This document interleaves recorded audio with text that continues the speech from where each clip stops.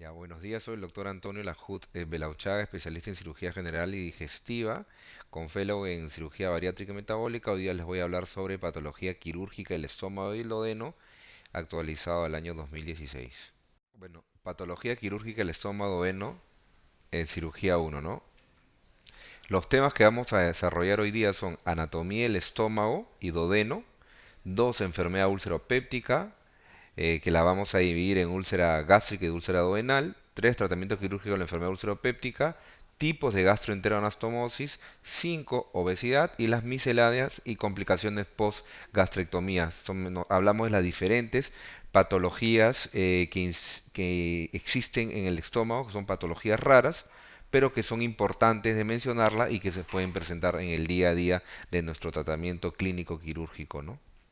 La bibliografía es la bibliografía clásica, recomendable, actualizada desde el Schwartz, cirugía de la octava edición, el Mengo, operaciones abdominales, décimo primera edición. El Mengo es un libro que utilizan muchísimo los residentes de cirugía general y del aparato digestivo. Cirugía general es en realidad la especialidad y es, por decir, la Biblia de la residencia en cirugía general, la revista de la IFSO, Federación Internacional de Cirugía Bariátrica, Obesity Surgery, y el Savistone, Tratado de Cirugía, la edición número 19, ¿no? Bueno, vamos a hablar primero de la anatomía del estómago. Siempre cuando uno hace cirugía es fundamental hacer un recordaris de anatomía, ¿no? El estómago tiene tres partes: el fondo, el cuerpo y el antro gástrico. El estómago en su parte superior, como en su parte inferior, tiene esfínteres. El esfínter superior se llama el esfínter esofágico inferior, y el esfínter inferior del estómago, que es la unión del estómago con la primera porción del intestino delgado, en este caso el duodeno, se llama píloro.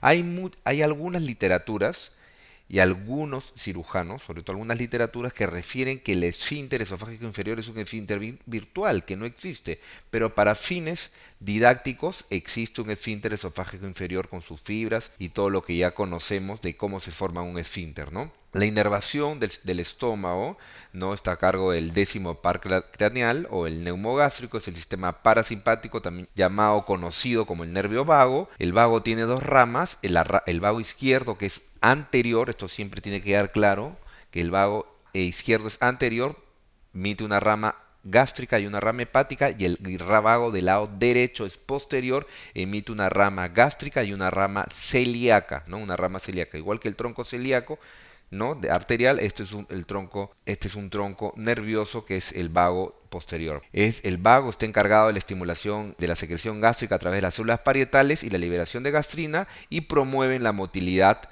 y el vaciamiento gástrico, ¿no? Este es el estómago. Acá vemos a grandes rasgos, macroscópicamente, cómo está conformado el estómago y sus órganos vecinos. Tenemos el fondo, el cuerpo, el antro. Está relacionado íntimamente con el órgano vaso.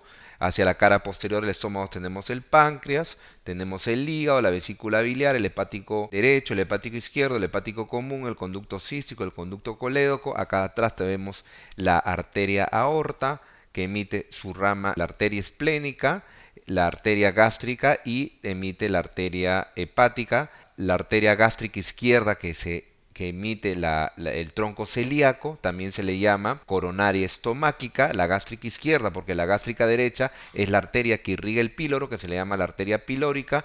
Acá tenemos los vasos que van a la curvatura menor, son los gastroepiploicos izquierdos, la gastroduodenal, los gastroepiploicos derechos, que se unen con los vasos cortos que irrigan el vaso. Aquí está el aumento mayor o el epiplon mayor, que es una capa, que es la continuación de la cara anterior del estómago hacia el mesocolon. Por eso se llama el epiplon gastrocólico.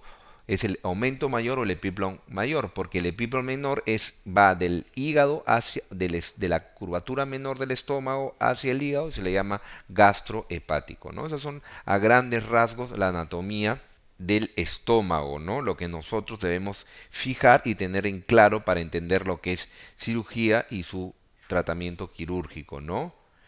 Acá tenemos el vago derecho, que es posterior, y el vago izquierdo, que es anterior, no, con sus diferentes ramas. Acá hay que hacer hincapié en el nervio, en la rama posterior de este nervio, que es el nervio de Laterjet, ¿no? La vascularización del estómago, como ya les mencioné, está a cargo de la arteria gástrica derecha, que es la rama de la arteria hepática que va a la curvatura menor, la arteria gástrica izquierda o coronaria estomáquica que nace del tronco celíaco va a la curvatura menor, la arteria gastroepiplética derecha, rama de la gastroduodenal que va a la curvatura mayor, la arteria gastroepiplética izquierda que es rama de la arteria esplénica va a la curvatura mayor y los vasos cortos que son ramas de la arteria esplénica algunos y la arteria gástrica izquierda que van al fondo. El estómago es un órgano muy noble para nosotros los cirujanos, fácilmente manejable en las suturas quirúrgicas porque es un estómago que tiene una rica vascularización. Ya por lo que ven es una vascularización prácticamente en una malla que hace que el estómago esté irrigado. Y la circulación venosa del estómago está a cargo de la circulación portal.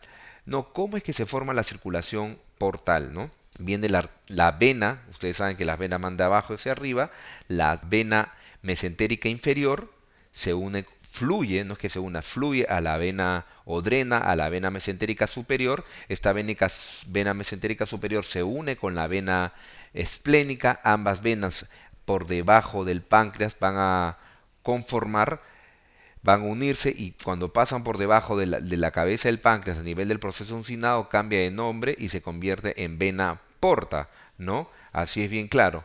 Les vuelvo a repetir, vena mesentérica inferior, vena mesentérica superior, vena esplénica forman por debajo del páncreas, la vena porta y que esta ingresa al hígado, ¿no? La circulación sistémica, las venas gástricas izquierdas, que son las venas coronarias, anastomosa con la vena del plexo venoso esofágico inferior, que drenan a las venas ácigos, ¿no? El drenaje linfático están a cargo de los ganglios perigástricos y los perivasculares de las diferentes arterias del estómago, ¿no? La histología. Como sabemos, el estómago tiene, como todas las capas del intestino, como todo el tubo digestivo, tiene de afuera hacia adentro la serosa, la muscular mucosae y la mucosa, ¿no? Mucosa y la submucosa muchas veces. El estómago tiene todas esas capas, ¿no? A diferencia, por ejemplo, del esófago en la parte superior y medio que no tiene serosa y el recto en la parte inferior, el estómago tiene todas sus capas, mucosa, submucosa, muscular y serosa. La capa muscular del estómago está por la longitudinal, oblicua y la circular, están formadas por esa. El estómago tiene importante secreción glandular, es un epitelio secretor, como todos ustedes ya saben. El área glandular, ¿ya? Las glándulas que están en el cardias del estómago secretan moco. O sea, el área del cuerpo del estómago va a secretar moco y en ese área tenemos las células mucosas que secretan moco alcalino, las células principales o cigomáticas que segregan pepsinógeno, ¿no?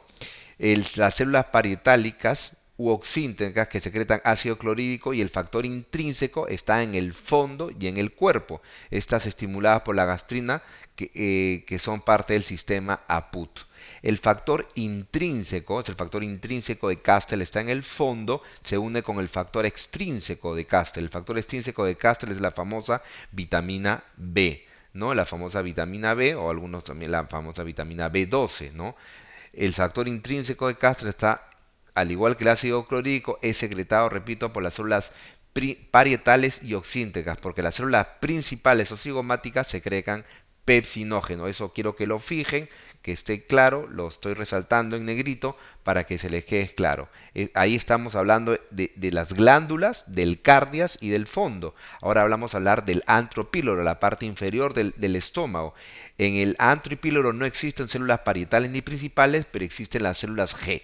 ¿Y qué son las células G? Son las que segregan la gastrina. Y la gastrina es parte del sistema APUT. Eso ya ustedes tienen que revisar qué cosa es el sistema APUT, ¿ya? En su clase de fisiopatología o de fisiología. ¿Ya? Siguiente. El duodeno, que es la primera parte del intestino delgado, tiene cuatro partes, está dividido en cuatro partes, primera, segunda, tercera y cuarta porción del duodeno. Normalmente el duodeno mide 28 centímetros, entre 28 a 30 centímetros, tiene la primera parte que es el bulbo duodenal, es la única parte que es intraabdominal, porque la segunda, tercera y cuarta porción del duodeno son retroperitoneales. Ahí su difícil manejo para el cirujano, ¿no? La vascularización del duodeno está a cargo de la arteria pancreatoduodenal superior, de la pancreatoduodenal inferior, que es ramela mesentérica superior, y el plexo venoso, las venas que irrigan el duodeno está a cargo de la arcada venosa anterior y posterior de la pancreatoduodenal, que esta drenan a la vena porta y a la vena mesentérica superior. Ahora vamos a hablar de la úlcera péptica, ¿no? La úlcera péptica, como saben, se divide en úlcera duodenal o como quieran decir, o en úlcera gástrica y en úlcera duodenal. Para hablar de la fisiopatología y la úlcera péptica, esto lo sabemos desde el primer año de la universidad, hay factores agresivos y factores defensivos. ¿Cuáles son los factores agresivos que hace que nosotros tengamos esta enfermedad ulcerosa? El ácido clorhídrico, ustedes ya saben, ya los mencioné en láminas arriba, segregado por quién, la pepsina, los antiinflamatorios no esteroideos como el ácido acetilsalicílico y el tabaco y el alcoholismo. Pero el factor agresivo más importante para la enfermedad ulcerosa ya se ha demostrado en los últimos 30 años que es el germen Helicobacter pylori, primo hermano del Campylobacter, quejuni. Y los factores defensivos de la enfermedad ulceropéptica es la mucosa, no el moco, ¿no? Segregado también por las células ya mencionadas en láminas anteriores, ¿no? A nivel del cardias, la barrera mucosa, la barrera epitelial, la microcirculación, que es la hiperemia reactiva de nuestro organismo frente a estos factores agresivos, la secreción de bicarbonato, y hay otros mediadores descubiertos en los últimos años, como son los mediadores, las prostaglandinas, el óxido nítrico, el factor de crecimiento epidérmico y la histamina, son los factores defensivos que nos van a defender de los agresivos que están acá al lado izquierdo de la pantalla, ¿no? Helicobacter pylori y enfermedad ulceropéptica. El Helicobacter pylori está presente en aproximadamente el 95% de pacientes con úlcero renal, el 85% de pacientes de los ulcerosos gástricos. Existe una dramática disminución de la recurrencia de úlcera péptica de requerir el Helicobacter pylori. Eso ya lo sabemos todo el mundo hace años que sabe que la úlcera es producto de un germen y este germen es el Helicobacter pylori. ¿Cuáles son los métodos diagnósticos de infección por Helicobacter pylori? Aquí está la lámina, el slide para que ustedes se guíen, pero lo más importante de esta lámina es que la detección del Helicobacter pylori, el mejor método diagnóstico, repito, el mejor método diagnóstico es la biopsia endoscópico. Te haces una endoscopía porque estás con síntomas de enfermo ulceroso y te toman tu biopsia y en la biopsia sale. Otros métodos que ahora están muy en, no sé si mencionarlo en boga o en moda, son el test del aliento, ¿no? Test rapido-ureasa, como son los métodos no invasivos, como test expiratorios con urea marcada, antígenos en posiciones, serología, ¿no? Lo que tanto se habla acá es el test del aliento, el test de la ureasa, no es el método que para hacer más que todo seguimientos luego de un tratamiento para el Helicobacter pylori, luego que ya te lo han diagnosticado. O sea, te lo diagnosticas por biopsia, te lo tratas con tus antiácidos y antibióticos y posteriormente para el seguimiento es mejor hacer este test del aliento, test de la ureasa. Cuadro clínico de la enfermedad ulceropéptica es cuadro clínico conocidísimo. Yo siempre le digo a mis alumnos, a los internos del hospital, les digo una cosa, cuando viene un paciente con un dolor en el epigastrio, ¿sí? Un dolor en el epigastrio de moderada intensidad, que el paciente dice, me duele en la boca del estómago, te puede venir a la guardia en la noche, el dolor se puede irradiar hacia los flancos o hacia los hipocondrios. Hay tres patologías que hay que descartar: colecistitis o un cólico vesicular, pancreatitis y sobre todo una enfermedad ulceropéptica. Eso tiene que quedar bien claro, ¿no? Existen pacientes ulcerosos asintomáticos cuya primera expresión clínica es la complicación, perforación o hemorragia digestiva alta, que sucede en el 15% de pacientes. Hace muchos años, en los años 60, cuando no existían los inhibidores de bomba, los inhibidores de H2, ¿no? Lo que se veía muchísimo en la guardia, que yo no gocé esa época, eso me han contado mis maestros, era muchísima hemorragia digestiva o perforación por enfermedad ulceropéptica. Era tan común en la emergencia entrar a estos abdómenes agudos como si fuera tan común como una apendicitis y eran una perforación hemorragia digestiva. Ahora ya no existen menos porque ya se conoce mucho más el tratamiento de la enfermedad ulceropéptica, ya se erradica el Helicobacter pylori y existen medicamentos como son la ranitidina, la cimetidina o los inhibidores de la bomba de protones como el omeprazol, pantoprazol, etcétera. El examen físico generalmente es negativo, salvo discreta sensibilidad en el epigastrio, permite más bien descartar otras afecciones digestivas o la presencia y complicaciones de la úlcera, ¿no? El diagnóstico es por una endoscopía alta más toma de biopsia. La radiografía del esófago, estómago y duodeno a doble contraste tiene menor sensibilidad y no permite toma de hacer el diagnóstico. Antiguamente se hacía mucho este examen para cuando no existía, no era tan común la endoscopía o no teníamos la capacidad de hacer una endoscopía en nuestro centro, y la gastritis sérica, ¿no? ¿Cuáles son los síntomas de alarma que indican la necesidad de una endoscopía alta? Eso lo tienen que saber muchísimo, inclusive hasta un familiar cercano nos puede tocar esto y decirle, bueno, es momento que te hagas una endoscopía. ¿Cuáles son estos signos? Son la pérdida de peso, vómitos recurrentes, disfagia, hemorragia y anemia. Cuando un paciente tiene esto, tiene que pasar por una endoscopía digestiva alta, ¿no? Aquí vemos en la figura una úlcera duodenal, ¿no? Inicio del bulbo duodenal, que es la primera porción del duodeno, la zona más frecuente de la úlcera duodenal, y una úlcera gástrica que siempre es de más compleja, por llamarlo así, más difícil manejo que la úlcera duodenal. ¿Cuál es el tratamiento en general de la úlcera péptica, de la enfermedad ulceropéptica?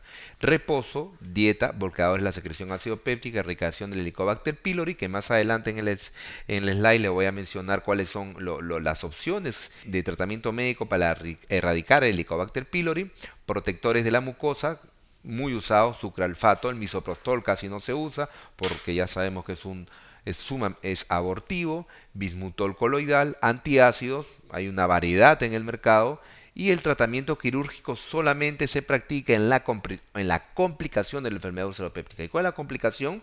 Que lo vamos a ver también más adelante. Las más frecuentes son hemorragia, perforación o estenosis pilórica, ¿ya? Tratamiento de la enfermedad ulceropéptica, bloqueadores de la secreción ácida, ¿no? Bloqueadores del H2 de la histamina son la ranitidina, sumamente conocido, y los inhibidores de la bomba de protones, omeprazol, lansoprazol, pantoprazol, durante 4 a 6 semanas, dosis única matinal, porque el bloqueador H2 se da por la noche. El inhibidor de la bomba de protones se da por las mañanas. Aquí está el esquema terapéutico para la erradicación del Helicobacter pylori. No se los voy a mencionar, se los he traído para que ustedes lo revisen, lo vean. No se los voy a decir palabra por palabra, no, pero se usa el omeprazol, la claritromicina, la amoxicilina como un esquema de terapéutico. También puedes utilizar el metronidazol, ¿no? Es una combinación de antibióticos con antiácidos. La úlcera gástrica, ¿no? Vamos a dividir ahora el úlcera gástrica y de úlcera duodenal. La úlcera gástrica es más frecuentemente, se presenta en el cuerpo gástrico, zona de menor resistencia, en la curvatura menor. Ahí es donde más frecuentemente voy a ver una úlcera gástrica, en la curvatura menor, porque es la zona de menor resistencia. Se presenta sobre todo en hombres, en ancianos, grupo sociocultural bajo, porque el Helicobacter pylori tiene que ver mucho con el tipo de alimentación. Algunas series mencionan que una persona que tiene Helicobacter pylori es la que menos comida casera consume. Ojo con la gente que le gusta comer mucho en carretilla o en restaurantes fuera de su casa, hay que tener presente eso. Etiología multifactorial, daño a la barrera mucosa, reflujo biliar, también produce úlcera gástrica, drogas, los antiinflamatorios no esteroideos, los esteroides, el alcohol, disminución de la secreción gástrica, dolor epigástrico que se da con la ingesta de alimentos y que luego reaparece, radiografía de estómago doble contraste, endoscopía y biopsias múltiples, lavado gástrico y citología. La úlcera gástrica y el cáncer hay una íntima relación y se dice que un 10% de estas úlceras son malignas. Por eso que toda úlcera en el estómago, el endoscopista tiene que biopsiarlo. Así sea muy bonita y que no tenga ningún signo de malignidad, tiene que ser biopsiada.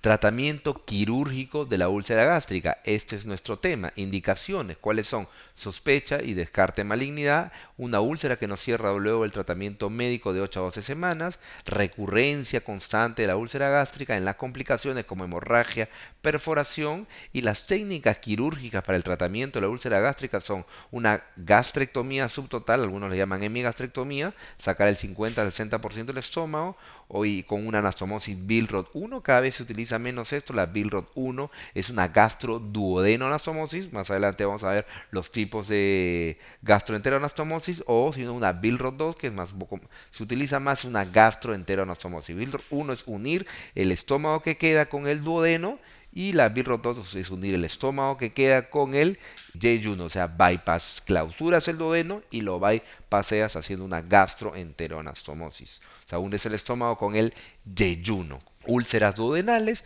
es más frecuentemente en la primera porción, eso es sumamente lógico de entender porque está más cerca de la secreción ácida del estómago. Sus 5% son postvulvares, menos son, o sea, postvulvares significan en la segunda porción, segunda y tercera.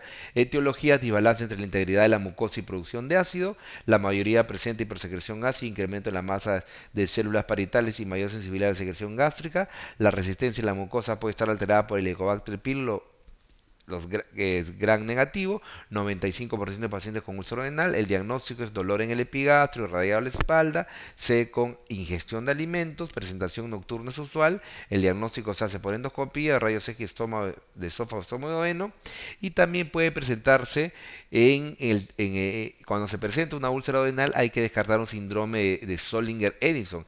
Es una hipersecreción ácida por un tumor neuroendocrino de localización en el páncreas o en el duodeno. También se le conoce como un gastrinoma. Este tumor produce una hipersecreción gástrica, una secreción gástrica anormal, excesiva. ¿Cuáles son las opciones quirúrgicas para las úlceras duodenales? Las famosas vagotomías, o sea, cortar el vago, vagotomía de células parietales de úlceras o ultraselectiva. Esta es una vagotomía que solamente va a cortar la ramita del vago, que va a inhibir la secreción gástrica. No tiene que hacer muchas veces ningún procedimiento de drenaje. Algunos decían, de drenaje de la comida me refiero, algunos decían que porque si uno corta el vago, lo que va a hacer es una hipertonía, se le va a cerrar el píloro, ¿no? Tienes que hacer una piloroplastía después. Algunos decían que esta vagotomía de células parietales o ultraselectiva sí cortaba la secreción de manera selectiva, pero el gran problema era que el paciente hacía a futuro una litiasis vesicular.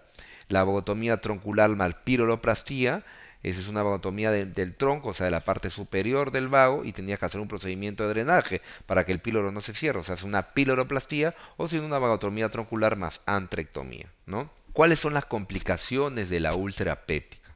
Las complicaciones de la úlcera péptica son hemorragia digestiva alta, microscópica anemia crónica ferropénica, macroscópica el 30 a 40% de todas las hemorragias digestivas altas. La otra complicación de la úlcera péptica es una perforación que puede ser gástrica o duodenal, perforación cubierta, dolorida de dorso, o perforación aguda, que es el famoso abdomen agudo, signos peritoneales, neumoperitoneo. Y la tercera complicación de una úlcera péptica es la estenosis pilórica. Hay que diferenciar que esta estenosis pilórica sea por patología benigna, como en el caso que le estamos mencionando, o una neoplásica.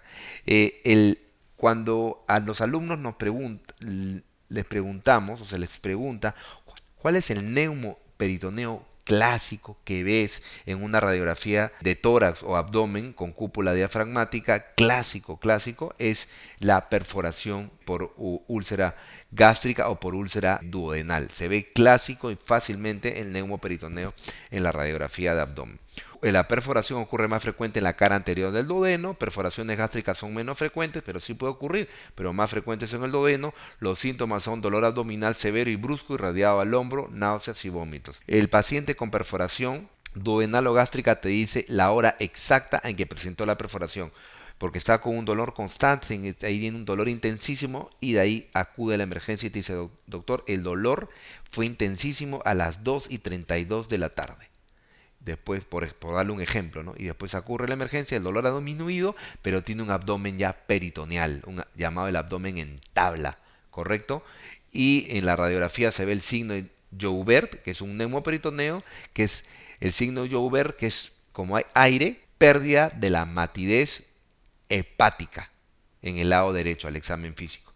Y en las rayos X de abdomen se ve neumoperitoneo. El tratamiento de la perforación, tanto gástrica como renal, es sutura de la perforación. Aquí vemos claramente en la imagen el neumoperitoneo.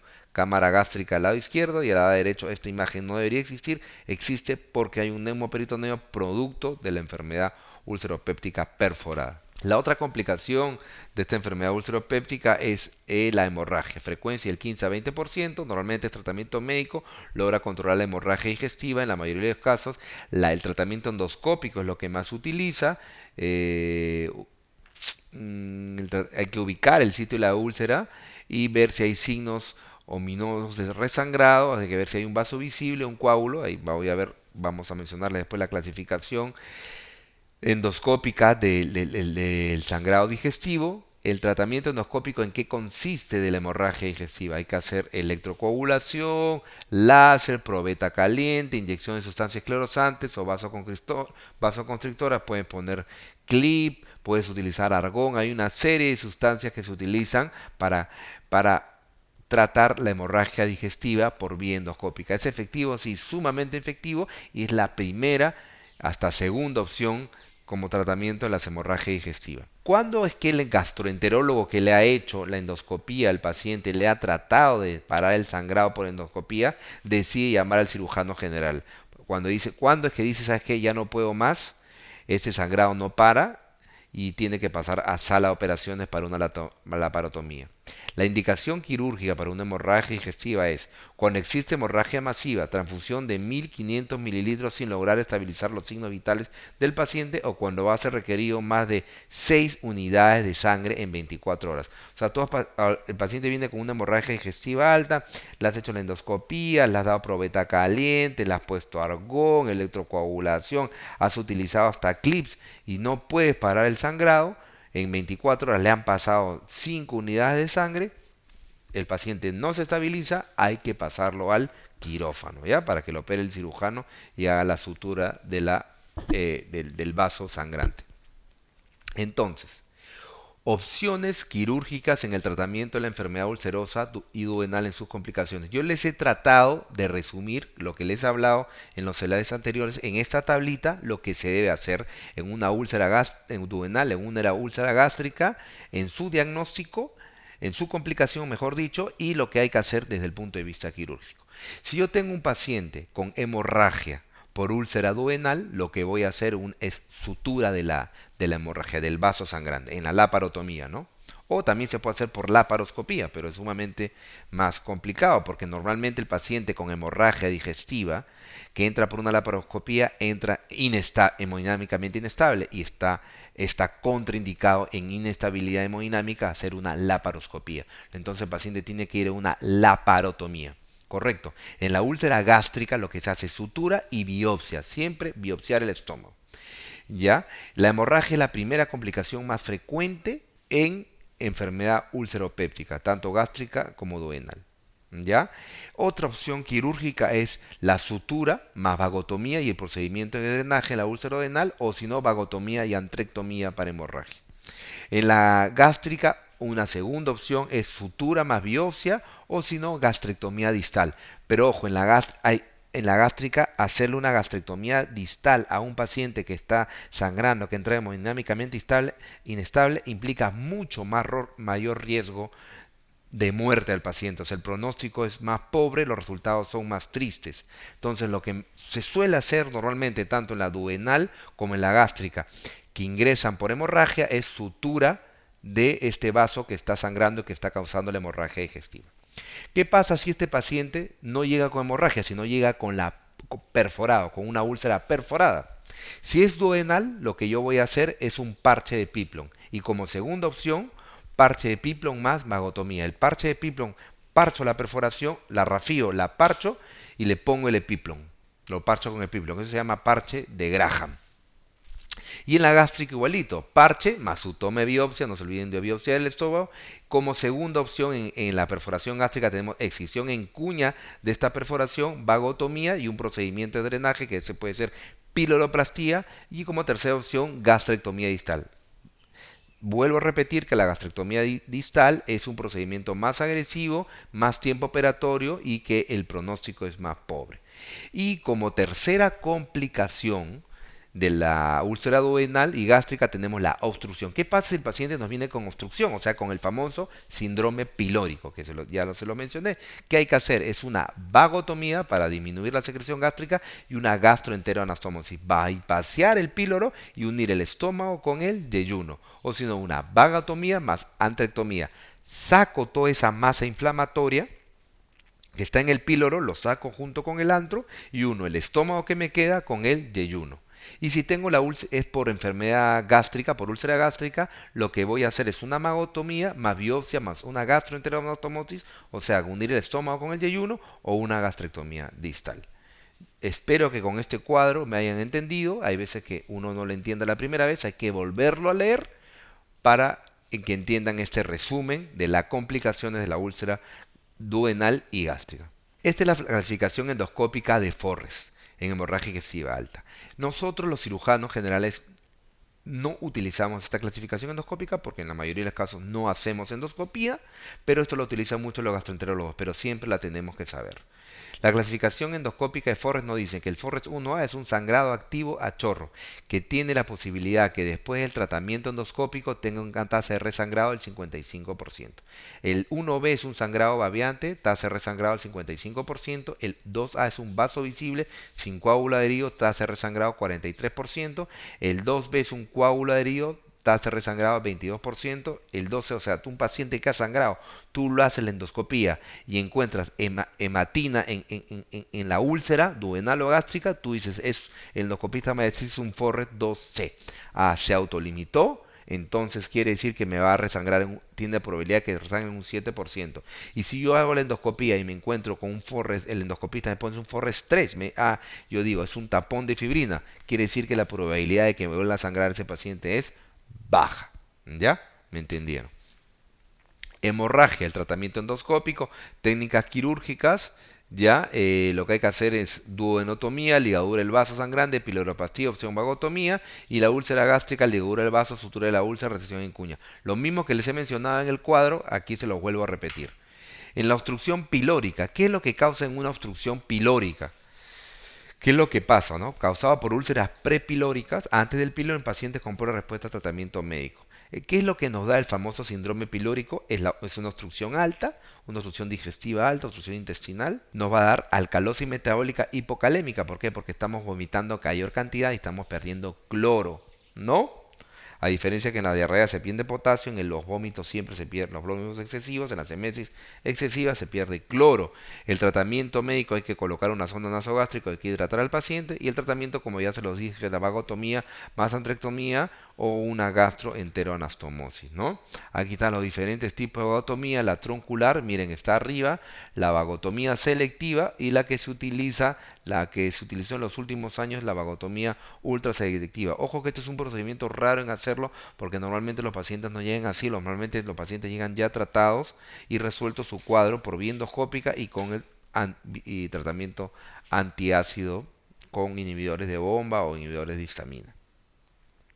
¿Cuáles son las piloroplastías que se conocen? Las piloroplastías, la más conocida es la Heineck Mikulicz y la piloroplastia de Finney, ¿no? Yo corto el píloro, corto sus fibras y lo vuelvo a rafiar, de tal manera que el píloro pierde esa hipertonía, me da una tonía, se mantiene abierto, ¿no? La gastroenteroanastomosis para enfermedad ulceropéptica una opción quirúrgica es Yabulay o ahorita les voy a mencionar los diferentes tipos de gastroenteroanastomosis que existen. Vamos a pasar a otro ítem de esta clase que es tipos de gastroenteroanastomosis. La gastroenteroanastomosis es el tipo de reconstrucción que tú tienes que hacer luego de que cortas el estómago, ¿correcto? Tú tienes que de alguna manera preservar ese tránsito intestinal, ¿no? Acuérdense que la Billroth 1 era cortabas el estómago y cortabas el anto gástrico y unías lo que te quedaba del estómago, estoy cortando acá al duodeno. Ese es Billroth 1, pero eso no es gastroentero.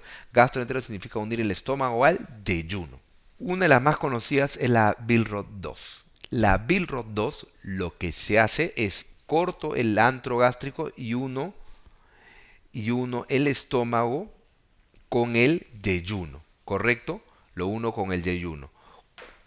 Miren, cierro parcialmente la boca del estómago y lo uno con el yeyuno. ¿Cuál es el gran problema del Billroth 2? El reflujo biliar o el reflujo alcalino, que es un factor predisponente para el cáncer de estómago. Por eso que muchas veces no se usa o cada vez se utiliza menos o se ha dejado de utilizar.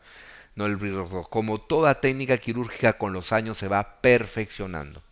La gastroenteroanastomosis es otro tipo de gastroentero, es la tipopolia. ¿Qué es lo que hacía la tipopolia? Como se ve en el gráfico.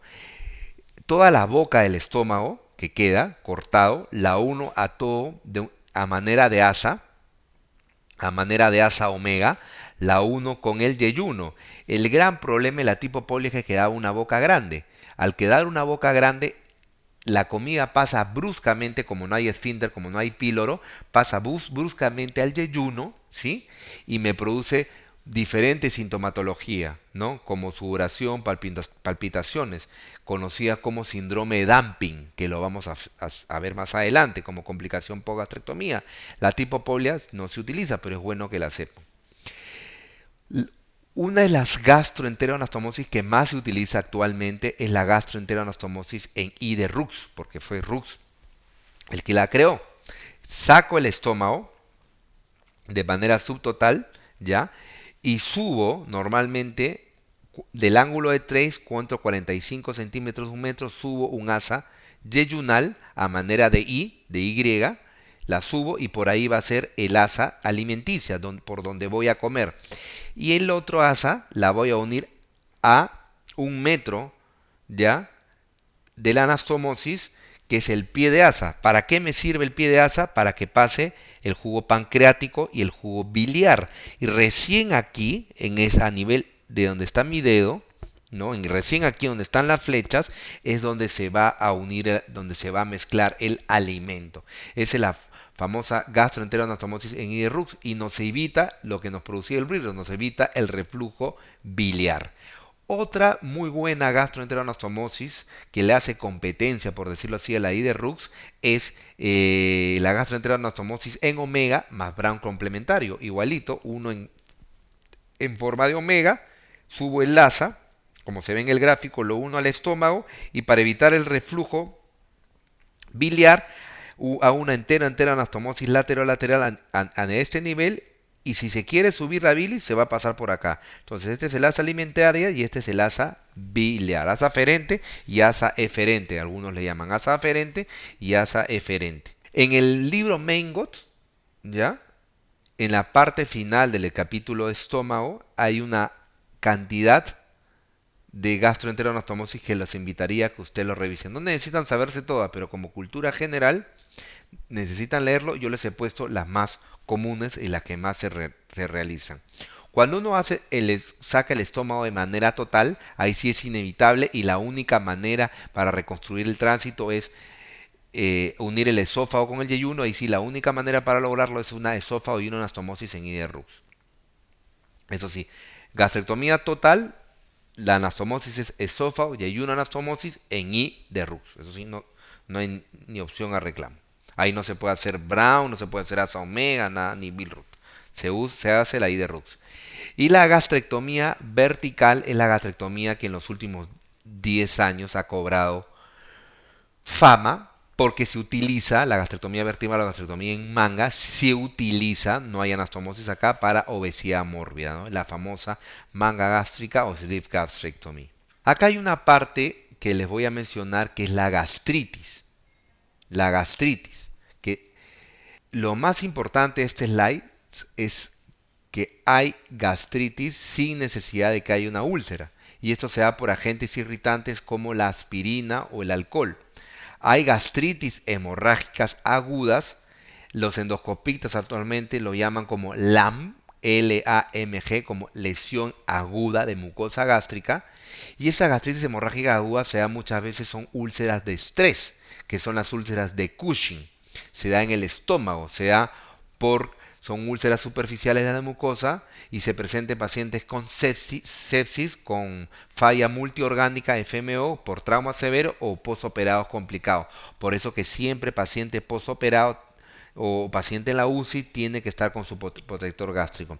Y cuando estas úlceras de estrés, estas gastritis constantes por este estrés que está sufriendo el paciente al estar en la UCI, se presenta en el duodeno, se llama úlcera de Curling. Les repito, úlcera de estrés, úlcera de Cushing en el estómago y úlcera de estrés, úlcera de Curling en el duodeno.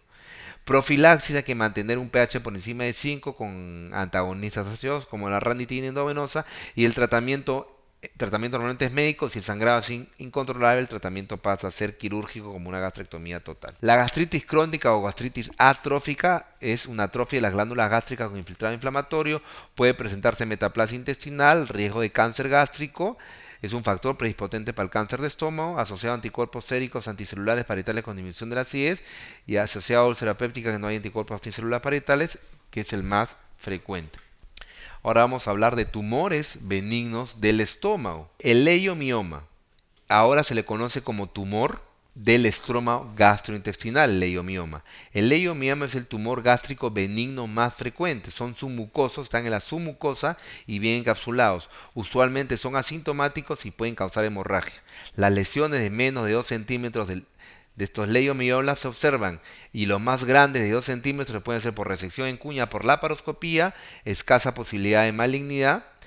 A diferencia, se puede hacer por laparoscopía porque no hay necesidad de hacer una resección radical, no hay que hacer estadiaje ganglionar, como en el cáncer de estómago. ¿Ya? Otros tumores benignos son los fibromas, los neurofibromas, el páncreas aberrante o los angiomas.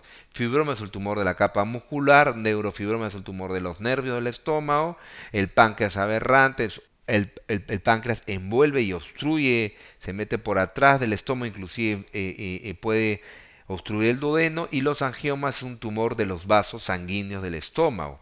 Un tumor benigno gástrico tipo polipoidal del estómago, que es sumamente también frecuente y que se habla mucho, son los pólipos gástricos. Los pólipos gástricos tenemos tipos, son el inflamatorio, el amartomatoso y el heterotópico. Son 5 tipos, repito, el inflamatorio, amartomatoso, heterotópico. Estos tres, potencial maligno bajísimo, prácticamente nulo, insignificante. El pólipo hiperplásico son los más comunes, el riesgo de malignidad también es bajo el 2%, y acá me detengo en el pólipo adenomatoso. El pólipo adenomatoso es un pólipo que degenera malignidad, o sea, se convierte en un adeno-CA, o sea, un adenocarcinoma gástrico, sobre todo si es mayor de 1.5%. 10 al 15% de todos los pólipos gástricos son pólipos adenomatosos, y pólipos de más de 2 centímetros en el estómago deben extirparse por endoscopía y mandarlo a estudio de anatomía patológica. Otros tumores benignos de comportamiento maligno son los famosos tumores GIST. Los GIST han venido a cobrar protagonismo en los últimos años debido a que existe la inmunohistoquímica. Con la inmunohistoquímica se han venido a descubrir estos tumores gastroestromales. Son neoplasias de origen mesenquimal, que son las más frecuentes del tubo digestivo, de tipo mesenquimal, son neoplasias en la submucosa. Las células de los GIST muestran características similares a las células intersticiales de Cajal, esto es frecuente, esto es importante mencionarlo, y que desempeñan un papel neuromotor en la regulación de la motilidad intestinal normal. Es detectable por inmunohistoquímica mediante el anticuerpo CD117, la incidencia es anual de 20 casos por cada millón de años, es más frecuente en el estómago, pero también se presenta en el intestino delgado en un 25%, colon y recto 5%, y en el esófago menos de 2%. Más raramente se puede presentar en el epiplo, en el mesenterio y en el retroperitoneo.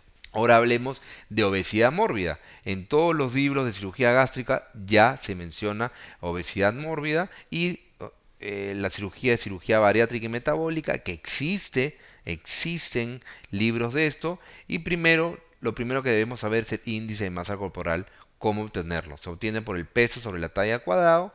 Lo que se acepta en el IMC normal cuando es de 18.5 de IMC a 24.9 por metro cuadrado, kilos por metro cuadrado, preobesidad de 25 a 29.9, obesidad clase 1 de 30 a 34.9, obesidad clase 2 de 35 a 39.9 y obesidad clase 3 u obesidad mórbida es obesidad mayor de 40 de IMC. Mega obesos, super obesos cuando tienen de 50 a más de IMC. Tipos de operaciones de obesidad mórbida o tipos de cirugía bariátrica. Tenemos procedimientos restrictivos cuyo objetivo es que el paciente reduzca su ingesta alimentaria. Los productores de mala absorción que consiguen su objetivo generar mala absorción y esteatorrea son los procedimientos mal absortivos, y procedimientos mixtos que combinan ambos efectos, restringen y producen un grado de mala absorción parcial, especialmente mala absorción de lípidos. Por eso que estos pacientes tienen esteatorrea. Los procedimientos restrictivos, los más conocidos, son la banda gástrica ajustable, que cada vez se utiliza menos, cada vez se utiliza menos en el mundo. Ya en Europa ya no se pone banda gástrica, la manga gástrica, que ha venido a superar incluso actualmente, según los últimos reportes de la IFSO, la Federación Internacional de Cirugía para la Obesidad, ha superado al bypass gástrico. Es un procedimiento restrictivo que supera un procedimiento mal absortivo como es el bypass gástrico. No, los mal absortivos tenemos el bypass gástrico y la derivación biliopancreática, la derivación de la RAT. ¿En qué consiste el bypass gástrico?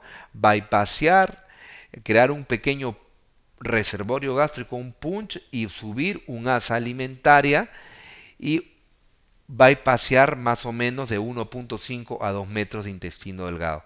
O sea, es un bypass gástrico en IDE-RUX. Como ya les mencioné, la IDE-RUX normalmente se unía a 45 centímetros a 1 metro del ángulo de Treitz. Acá lo que hay que hacer es bypassear 2 metros, de 1.5 a 2 metros de intestino delgado, ¿no? Es el bypass gástrico.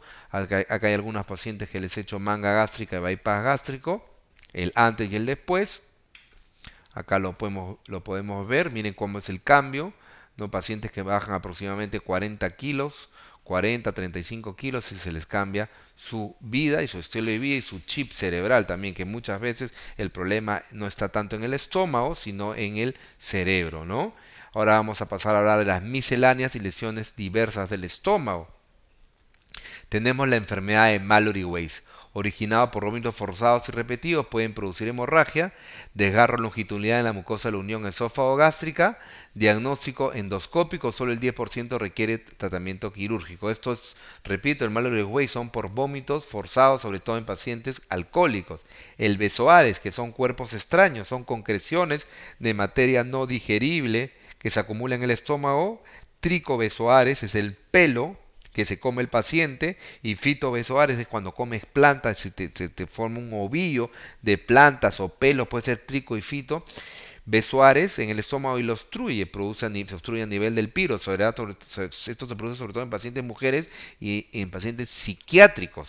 Síntomas de obstrucción, y el tratamiento puede ser quirúrgico o endoscópico para remover ese besoar. Lesión de Delafoy es una lesión rara, es una malformación arteriovenosa congénita, es una arteria submucosa tortuosa. Ustedes saben que por los intestinos, por el estómago, los vasos sanguíneos, tanto la arteria como la vena y los ya pasan por la submucosa. Este es un vaso tortuoso, irregular de la submucosa y que sangra.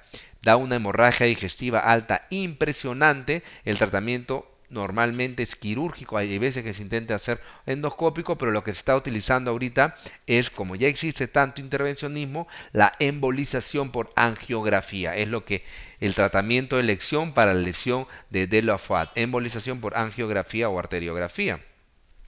El síndrome de la arteria mesentérica superior o de la pinza mesentérica en realidad es un tema más que todo de duodenal. Es una obstrucción de la tercera porción del duodeno por el ángulo formado por la arteria aorta y arteria mesentérica superior. Es frecuente en jóvenes, o sea, falta de grasa retroperitoneal. Esto se da sobre todo en pacientes que tienen una inmovilización prolongada y que están postrados en una cama, ¿no? Por ejemplo, pacientes que sufren un politraumatizado, un accidente de auto que lo has operado varias veces, sale bien el paciente pero está postrado por un problema traumatológico, por ejemplo, baja de peso y se forma una pinza o se obstruye la arteria aorta con la mesentérica superior atrapan el duodeno y lo obstruyen, ¿no? El tratamiento es eliminar los factores contribuyentes, muchas veces aumentando de peso se resuelve este problema, o el tratamiento quirúrgico, la liberación del ligamento de Treace. La enfermedad de Menetier, lo primero que les digo es enfermedad que es rara, pero que es un factor predisponente para el cáncer gástrico.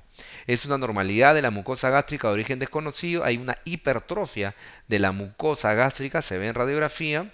En el antro se ven grandes pliegues gástricos, las células mucosas están incrementadas en número, las células parietales y principales están disminuidas, ¿no? Prácticamente se forma como si fuera una gastritis atrófica, hay una hipersecreción de mojo con elevada proteína y baja secreción de ácido que lleva a una marcada hipoproteinemia sistémica. Esto refleja que todo extremo en la vida son malos. Acá hay una hipersecreción de moco, o sea, el paciente está súper protegido de la acidez, pero se forman unos pliegues gruesos, anchos, grandes, que forman es un factor predisponente para el cáncer de estómago. El tratamiento es un soporte nutricional y luego gastrectomía, ¿no? Como factor como factor defensor para un cáncer de estómago.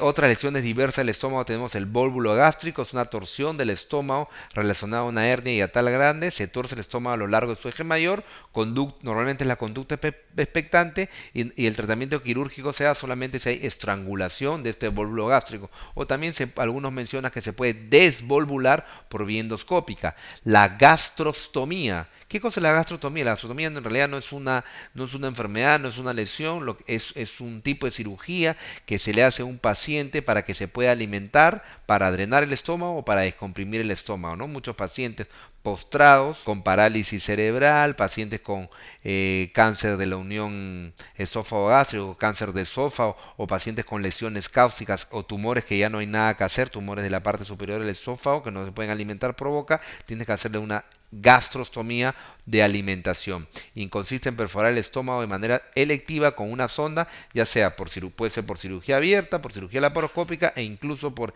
endoscopía, si es que se puede introducir el instrumento endoscópico. Aquí está el vólvulo gástrico, está doblado sobre su eje, está al revés, el estómago se ve claramente y se comporta como una obstrucción intestinal.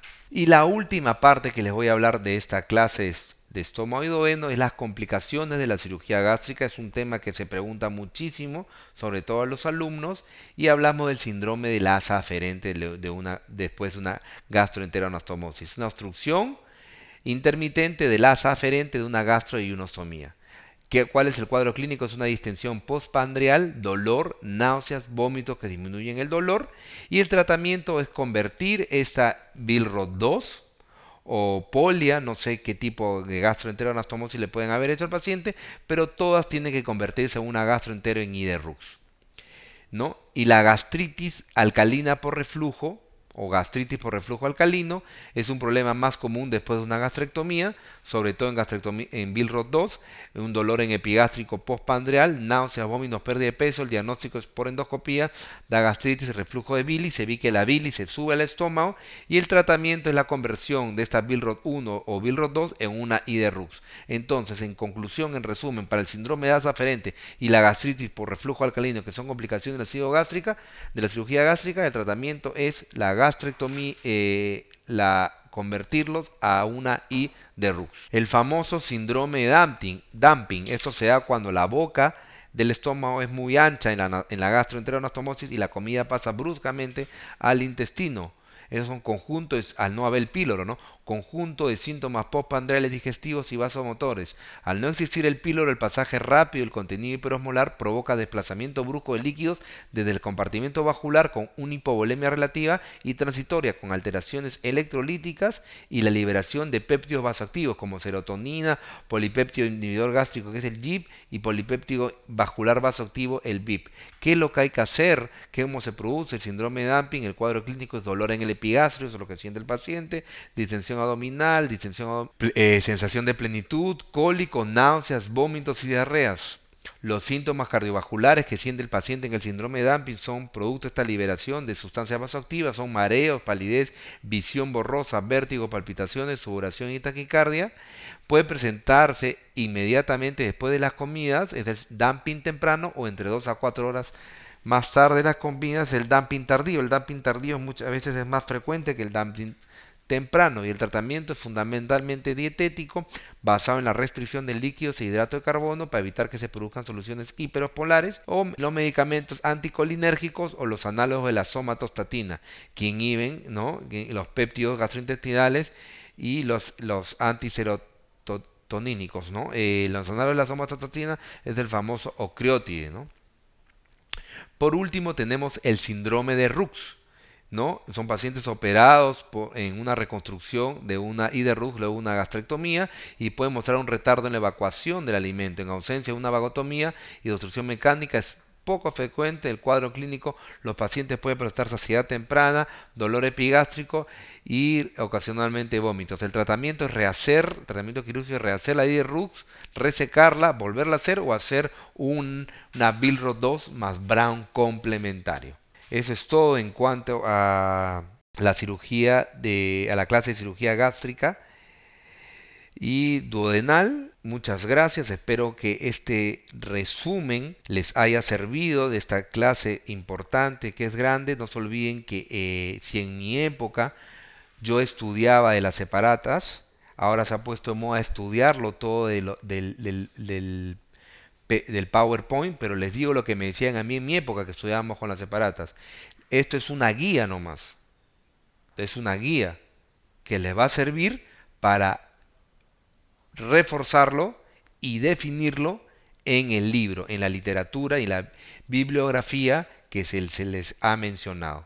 No solamente estudien de acá. Mi consejo, cualquier cosa, me pueden ubicar en lajut@cirugiaobesidadperú.com, o me escriben por www.cirugiaobesidadperú.com. Gracias.